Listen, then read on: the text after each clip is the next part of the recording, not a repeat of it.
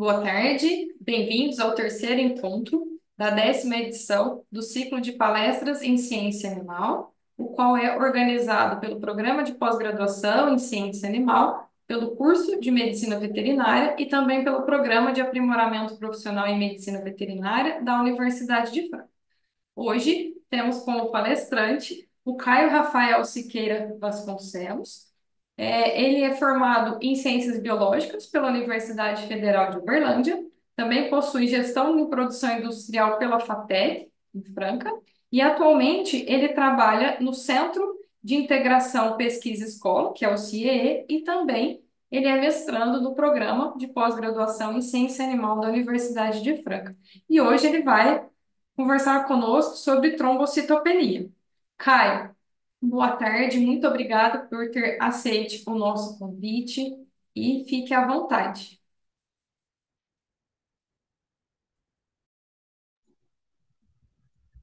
Boa tarde.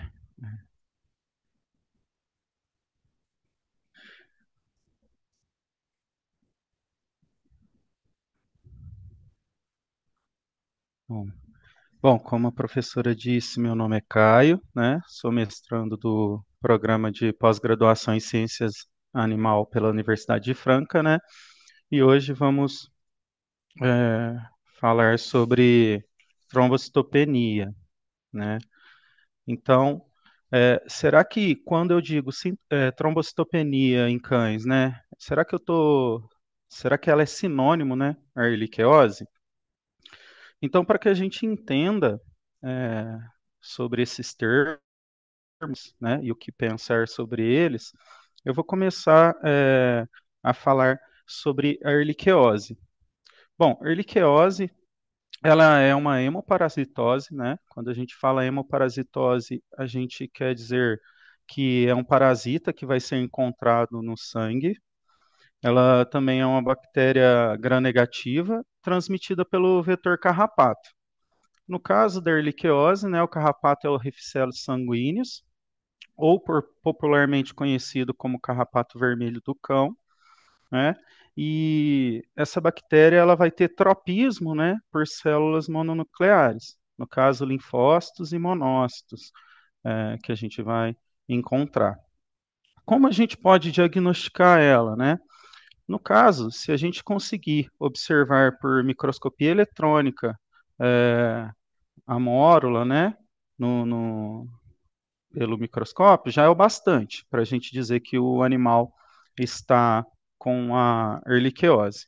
Porém, também existem testes rápidos, né, e também a possibilidade de ser feita a PCR, que é mais específica ainda. Então, a gente consegue diagnosticar o animal com erliquiose a partir desses métodos. Bom, e eu preciso falar com vocês sobre plaquetas também, né? O que são as plaquetas, no caso? As plaquetas, então, elas são fragmentos citoplasmáticos, né, anucleados, provindos dos megacariócitos. Então, é, a função dessa plaqueta aqui, ela vai ser hemostática, né? No caso, interromper o fluxo sanguíneo quando um vaso é rompido. Então, o organismo é, detecta, né, esse sangramento não normal e vai recrutar as plaquetas para que seja rompido esse fluxo.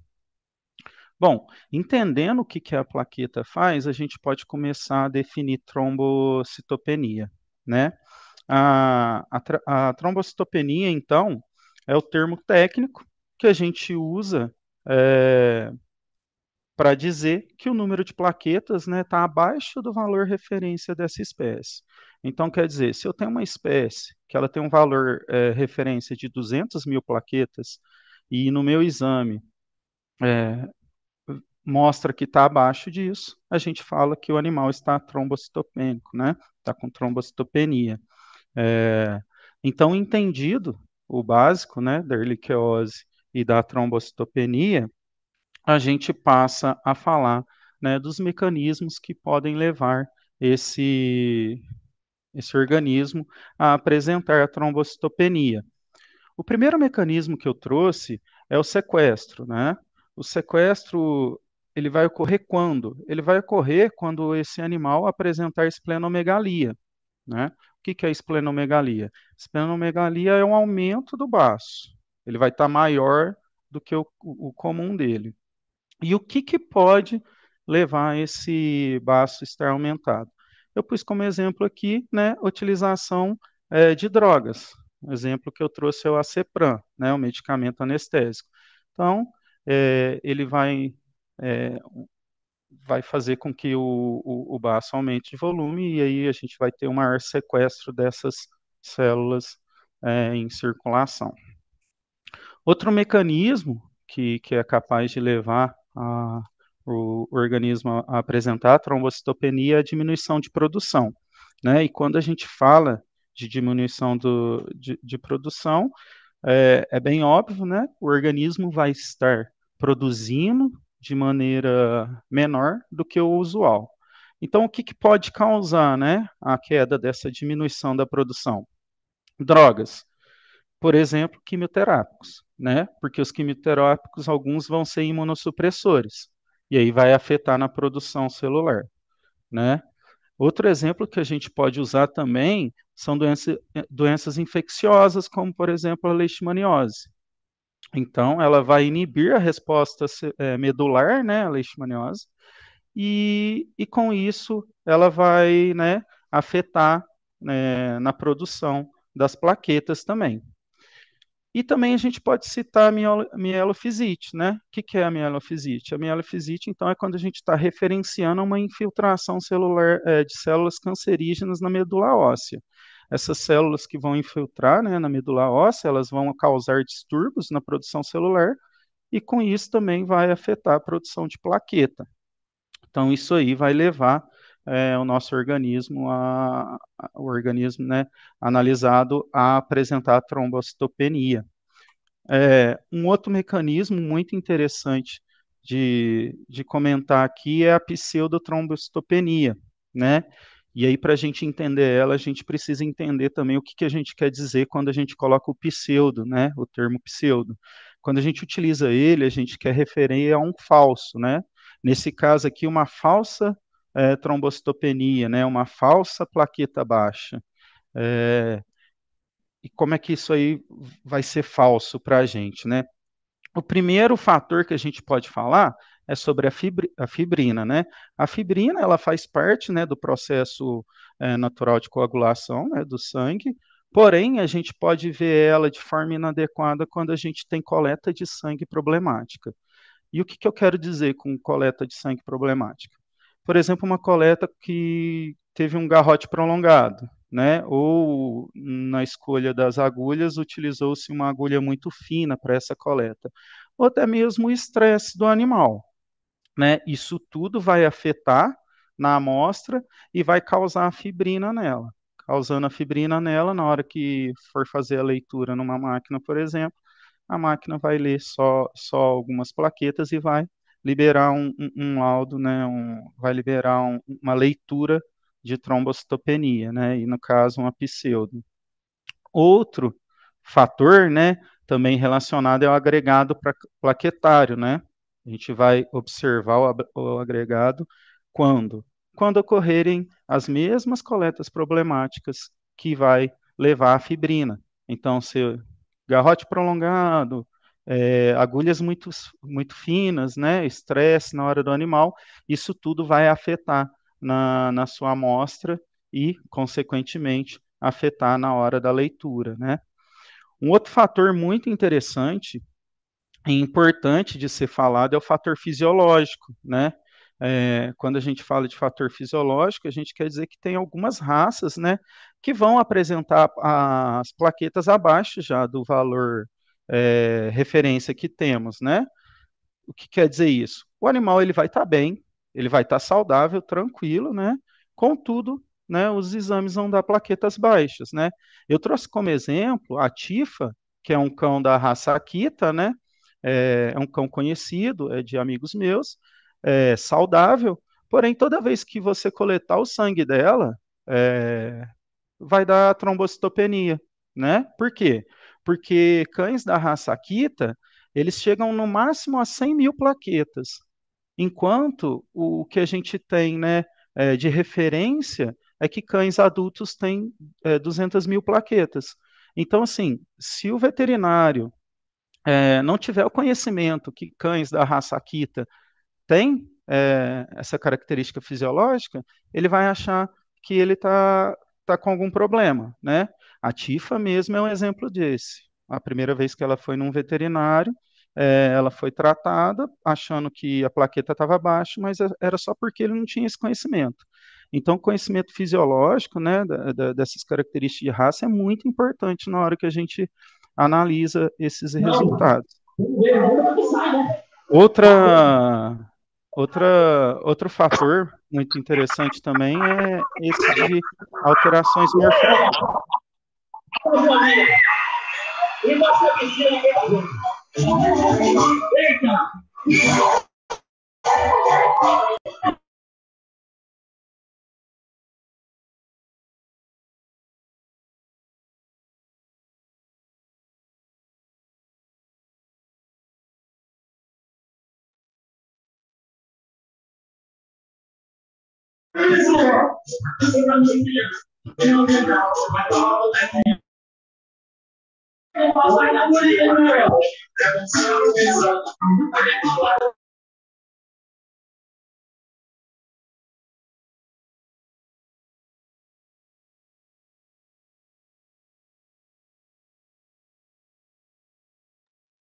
Ah, e o seu áudio está desativado, tá? Seu áudio está desativado.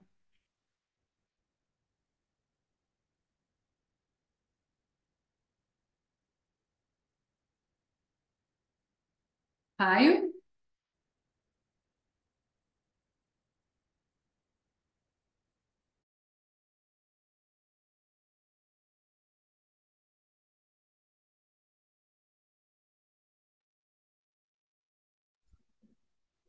Voltou agora, Fernando? Voltou. Ixi, quando que parou? Desculpa.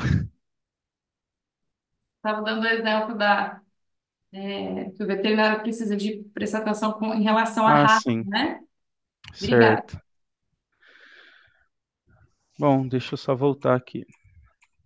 Então, como eu estava falando, a necessidade, a importância e a necessidade do veterinário é, entender, né, sobre as características de raça, né? No caso, se a gente tiver um cão Akita, ele vai apresentar fisiologicamente, né, plaquetas abaixo do, do esperado, né, pela referência que a gente tem, mas está tudo normal. Nas alterações morfológicas, o que a gente vai ter, né? Ela pode ser causada por fisiologia também. Cães da raça Cavalier King, por exemplo, eles apresentam é, plaquetas maiores, né, do que as usuais, mas é fisiológico dele. Então, vai levar a uma leitura aí de uma trombocitopenia, né? E alguns animais também podem apresentar macroplaquetas devido à resposta exacerbada da medula. Então, em qualquer um desses casos, a máquina de hemograma vai soltar, né, uma leitura, vai apresentar dificuldades de contar plaqueta, né, e ela vai soltar como plaqueta baixa, porque ela vai ignorar o que ela não consegue ler e vai soltar somente o que ela lê, né? E aí a gente entra numa questão muito importante, que é a análise pelo um patologista. Então, assim, a gente tem que lembrar que a máquina de hemograma, ela não faz hemograma, né? Ela não vai te soltar um laudo do hemograma. Ela vai fazer uma leitura, né? E ela não consegue considerar se a coleta foi difícil, se é um cão de uma raça que apresenta a plaqueta mais baixa mesmo. Então, a importância do patologista avaliar essa lâmina é muito grande, né? A importância do clínico estar andando junto com o patologista é extrema, porque o patologista vai conseguir é, fazer a leitura do exame e soltar o laudo, né? Então a gente tem que a máquina sozinha ela não vai soltar um resultado fidedigno e a necessidade desse patologista justamente por essas questões. Bom, voltando, né, aos mecanismos de trombocitopenia, eu trouxe também aqui que ela pode ser causada pelo consumo, né? Quando a gente fala de consumo, o que que a gente quer dizer? A gente quer dizer que, por algum fator, essa plaqueta ela está sendo utilizada mais do que o normal, ou mesmo sendo destruída, né? O primeiro fator que eu trouxe como exemplo de consumo é a TIM, né?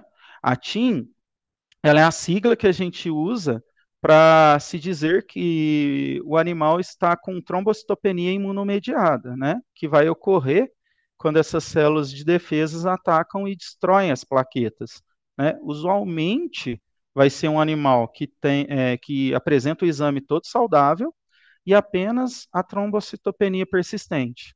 Então você vai refazer, vai dar tudo certo e a trombocitopenia vai estar lá, né? Então a gente pode pensar, né? Será que não pode ser, né, imunomediada? Bom, o segundo fator eu coloquei a lupus, tá?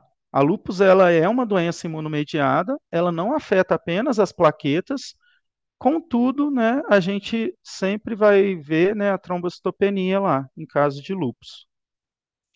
Eu trouxe também a trombose, né, como outro fator. Ela vai ocorrer quando quando há a formação de coágulos sanguíneos no paciente, né? E aí vai fazer com que partes dessas plaquetas circulantes, elas vão fazer parte do coágulo e aí vai ocasionar a trombocitopenia generalizada. E por último, eu trouxe a vasculite, mas não por ser por último a menos importante. A vasculite, então, ela é uma inflamação, né, da parede dos vasos sanguíneos, e com essa inflamação vai ser aumentada a permeabilidade desses vasos, né? E o organismo, ao tentar reverter esse quadro, ele vai aumentar o consumo de plaquetas para evitar, por exemplo, sangramentos espontâneos.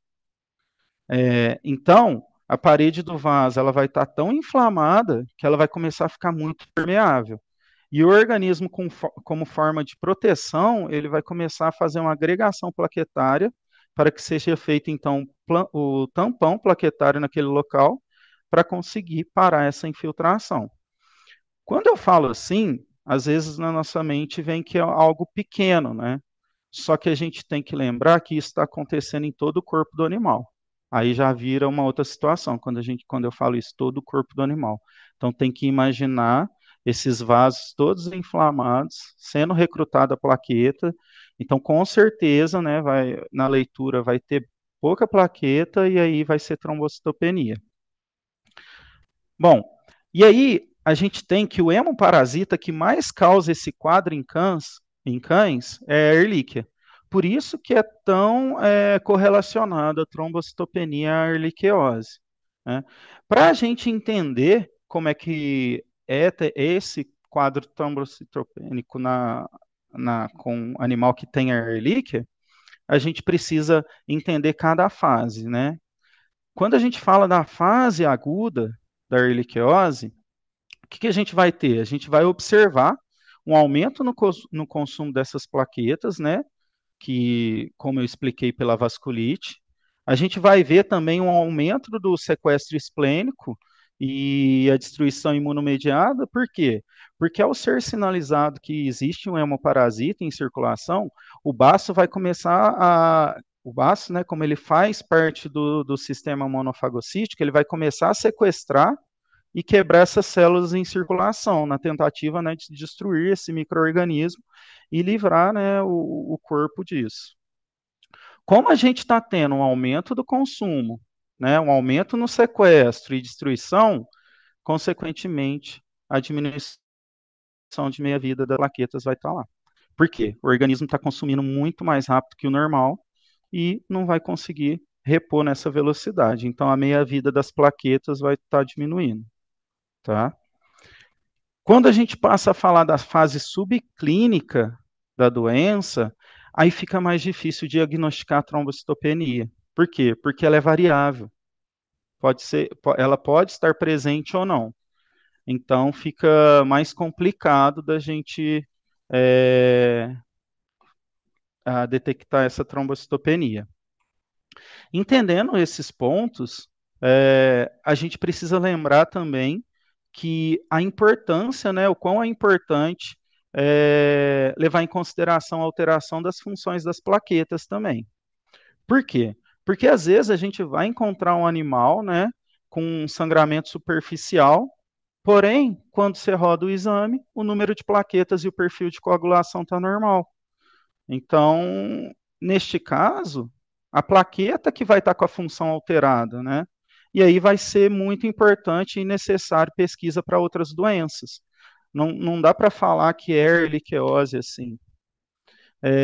Do mesmo modo que a gente encontra esses animais com sangramento superficial, porém com os exames normais, a gente também vai encontrar animais infectados por Ehrlichia canis, né? E a própria infecção pela Ehrlichia causa a lise dessas plaquetas, porém ele não vai apresentar trombocitopenia, né? Se a gente procurar na literatura, a gente encontra que 23% de casos de erliquiose não apresentam trombocitopenia. Então, a gente cai nesses casos que há necessidade de uma leitura e de uma atenção maior, porque senão a gente vai partir para o usual e a gente vai errar por conta disso. Bom, entendendo isso, a gente chega no nosso problema-chave, né? Que em alguns profissionais, ao ignorar, né, tudo que a gente discutiu aqui agora, eles acabam implementando protocolos para erliquiose, né, sem, sem levar tudo isso em consideração, e aí acaba ajudando no aumento da resistência bacteriana. Eles optam por começar esses protocolos e o cão não tem. E aí você vai aumentando a resistência. Além disso, ele vai impedir que o animal receba o tratamento adequado para a sua condição, o que pode resultar em sérios problemas, incluindo até a morte desse animal. Então, como conclusão, eu trago que trombocitopenia não pode ser dito que é sinônimo de erliquiose, né? Ou popularmente conhecida como doença do carrapato. Por quê?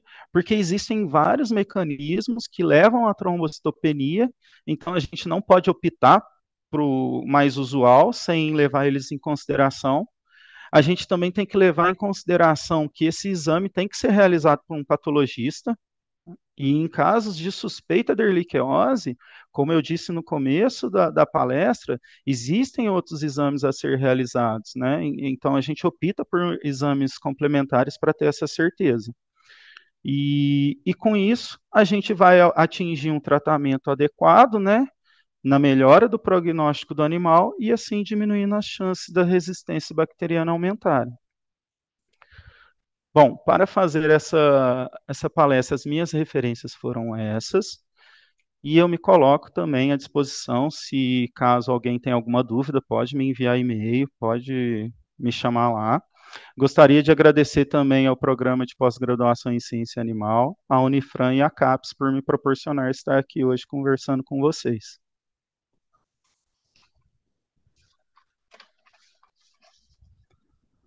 Caio, muito obrigada E, pelas suas considerações, né, extremamente válidas aí, porque, como você mesmo disse, ressaltou, infelizmente, a trombocitopenia ela fica rotulada como erliquiose, né, como doença do carrapato. Às sim. vezes,